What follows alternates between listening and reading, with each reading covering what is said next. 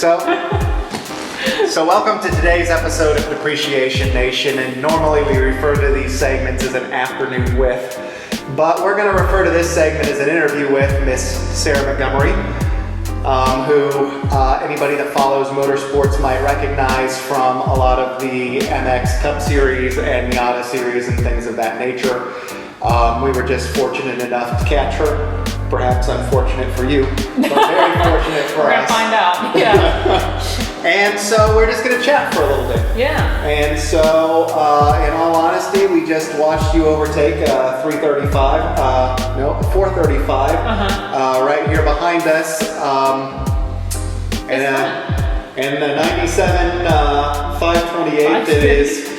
I like to refer to big cars like that as school buses, because that's about all you're going to get out of it. Yeah, well, you made it much more impressive than that. And I would like to say you were 110 horsepower down, but based on the car, you were probably 150 horsepower down. Yeah.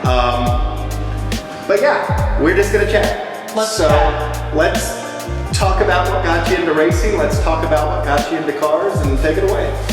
So when I was young, probably 4 or 5 years old, Santa brought me a Barbee Jeep, which I just loved everything about it. I wouldn't let my sister touch it. She couldn't sit in the driver's seat, even though it's like, like the little belt buckle, seat belt, and like the pink plastic tires, things like that.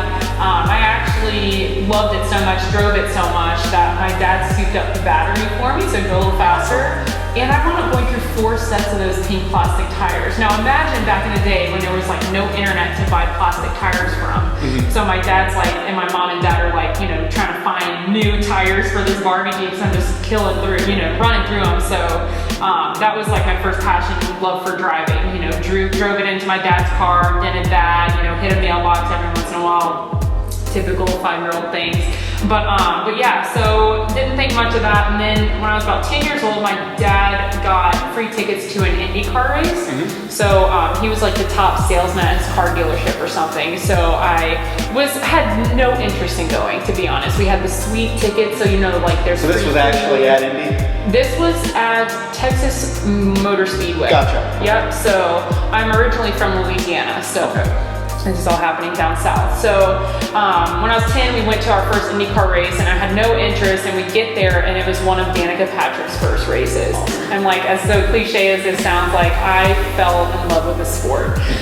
Everything about it, like the concussion that an IndyCar puts on your body when it drives by you. Seeing another female like really do well in IndyCar as a 10-year-old girl, I was completely inspired. So when we went home after that race, I started watching more races on TV, just trying to learn the sport more, because I had no idea. I thought it was just cars going around in circles. Right. As most people who don't know anything still think, right? So, they're not athletes. They just drive around in circles in a car. Yeah, sure. Bless your car is what we like to say. So anyways, we went to that same race the next year, and I was skipping homework, trying to learn more about the sport, like whatever. And when we got home from that race, I brought my parents my piggy bank, and I said, please get me involved in racing somehow. My mom and dad are like, what the heck are we supposed to do? This makes no, like, what? So it was like a year-long passion. As a 10 or 11-year-old, you're constantly changing what you want to be when you grow up, kind of thing. So cars was what I wanted to do, so they bought me a dirt oval go-kart, and I started dirt racing. That's shortly awesome. After that, yeah. And then how did you segue into actual racing? So my very not that wasn't actual. No, racing. so dirt carts. My very first race, I actually put it in a wall because I had no idea what I was doing, and I was like, oh, this is fun. My dad was like, we can throw this off the list, but I'm like, yeah, let's do it more. And he's like, oh my god, here we go. So which he loves, and my mom's just full panic attack all the time. But I won a lot of championships in dirt oval karting. Now it took me many years to get there, but about 3 or 4 years later, I finally won my first championship and started making a name for myself in the karting world in the South. And I actually was practicing at our local college football stadium. There's a huge parking lot. So my dad had set up cones for my go-kart for me to do like some practicing, because I was long story. Anyways, so it's kind of in the middle of town in Lafayette, Louisiana. So I was down there just practicing through cones, and this guy pulls up And I was actually practicing in a shifter kart, so I was probably going about 100 miles per hour in these little cones. And the guy pulls up and talks to my dad. He goes, "Man, your son is going so fast. That is so neat." Like, and then come to find out he's a car guy, and I pull up, my dad like pulls me over, and I take my helmet off, and he's like, "Oh my God, she's a female." Like, oh my God. And wound up being like my second father, you know? So he took me under his wing because he had always raced Miatas and things like that. And he was like, "Take my car, practice. Like, let me help you, teach you, coach you," things like that. So literally just from a guy stopping by at a parking lot, seeing what I was up to, gave me a car to start racing. So that's how I transitioned from karts to cars. Crazy. Wicked. I know, right? Yeah. So what do you drive every day? My daily driver, kidding. A BMW 335 out of the in sport package. Anything done to it? No, it's stock. Okay. But I like to spend my money on race cars. Understood. So what's your favorite car you've driven? Oh, so Was it the 528? Just for sure. Yeah, exactly. So street car, my dream street car is a Porsche Turbo S.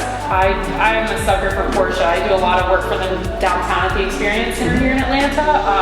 So it's really neat getting to drive the new cars when they come in and helping them get them dialed in, things like that. And it's that new Porsche Turbo S, even though it's like 250 plus grand. Yes, I want one. That's awesome. Yeah. That's awesome. So what do you do when you're not doing cars? When I'm not doing cars, I'm either outside. Okay. I love nature. Awesome. Or I just picked up real estate. So it's like such the typical car nerd thing to say, I'm into cars and real estate, but here I am. So yeah. ironically, we're looking for a house now.